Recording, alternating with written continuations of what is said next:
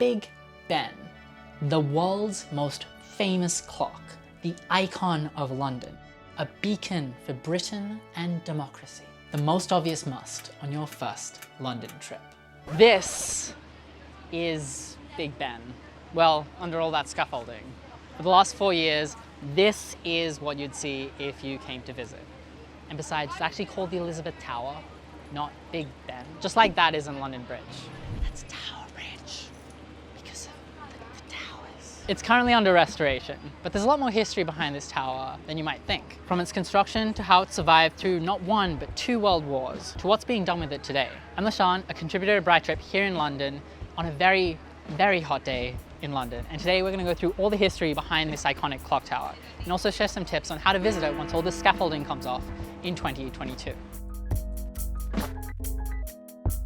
Fun fact, this wasn't the first clock tower in this location. The first clock tower was said to have been built here in the 1290s, over 720 years ago, but there are no records of it. Then there was another in 1367, England's first chiming clock. Then it was replaced with a sundial in 1698, and then in 1834, the entire Palace of Westminster, which the clock tower is a part of, is almost completely destroyed by fire. This is where the real story of the Elizabeth Tower and Big Ben begins.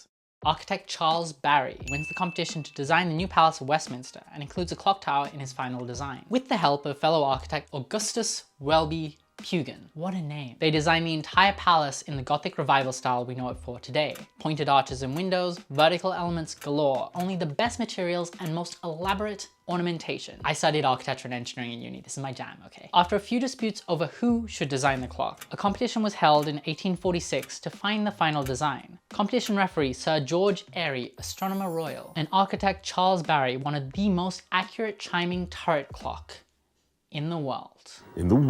To be accurate within 1 second of the striking hour. Considering at the time, as we're talking about clocks, time was measured by the rising sun, this was a massive challenge. It took until February 1852, 6 years, for a good enough design to surface by Edmund Beckett Denison, a lawyer and amateur horologist, and famous chronometer and watchmaker Edward John Dent was brought on to build the clock. It took 2 years to finish and cost £2,500, around £285,000 today. And the Royal Observatory at Greenwich, yes, of that line on the map fame, short cycle from my house actually, was brought on to ensure its accuracy, as they were the nation's most accurate chronometers. It was accurate. They did it. They built the most accurate turret clock in the world. The second challenge was the bell. Big Ben. There were plenty of issues on the path to get this right. Clock designer Denison envisioned the loudest sound possible, which involved making the largest bell ever cast in England and a huge hammer to ring it. Unfortunately, after a year of daily testing, this hammer made a 1.2 meter crack in the bell on the 17th of October, 1857. 1.2 meters.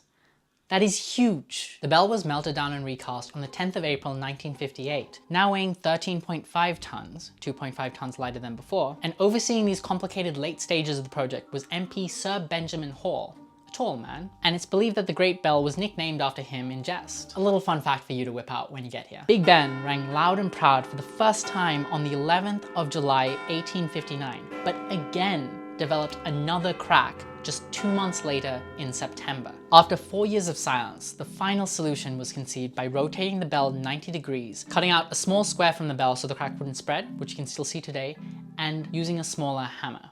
If only they just did that in the first place. This clock tower is one of the most resilient icons in London, surviving not just 1, but 2 world wars. For 2 years during World War I, the bell laid silent to avoid enemy aircraft from using it to locate the Houses of Parliament. And in World War II, all the lights were turned off for the same reason, from 1939 to 1945.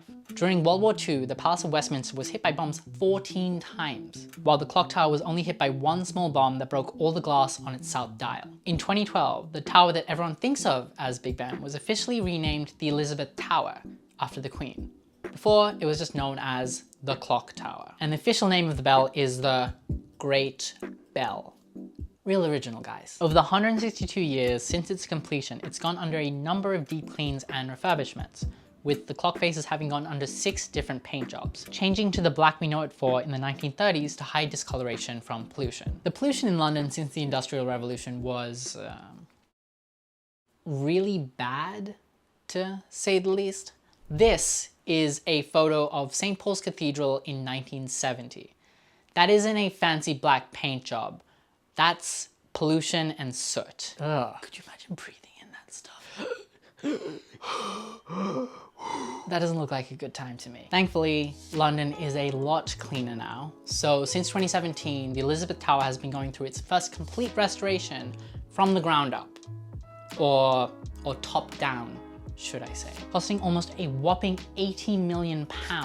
The project restores the building's external facades, renovates the clock itself, adds loads more improvements, and even installs an elevator. We are living in the future. 2021. Elevators. The whole process is extremely delicate, with just the scaffolding surrounding the tower taking 6 months to complete, and then the tower has been carefully worked on from top to bottom, cleaned and regilded, with every piece of stone and ironwork being assessed. If replacement stones were needed, craftsmen painstakingly hand-carved them on site, with more than 700 new pieces being created and installed. The clock faces themselves are probably the most striking part of this whole process, with each of the 324 pieces of hand-cut glass on each clock face being replaced, and all the layers of paint on the clock dial have been blasted off right down to the original cast iron, so it can be repaired and then restored to its original color scheme of Prussian blue and gilded gold. As part of the process, one clock face must be visible to the public at all times, and having seen it a bunch of times in person,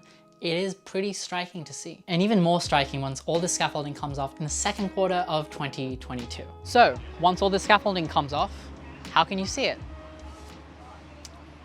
I have some bad news, chaps. If the rules from before still apply, tours of the Elizabeth Tower and Big Ben are free, but are only available to UK residents, no exceptions, and must be requested from a Member of Parliament or the House of Lords, and are generally booked up for up to 6 months in advance.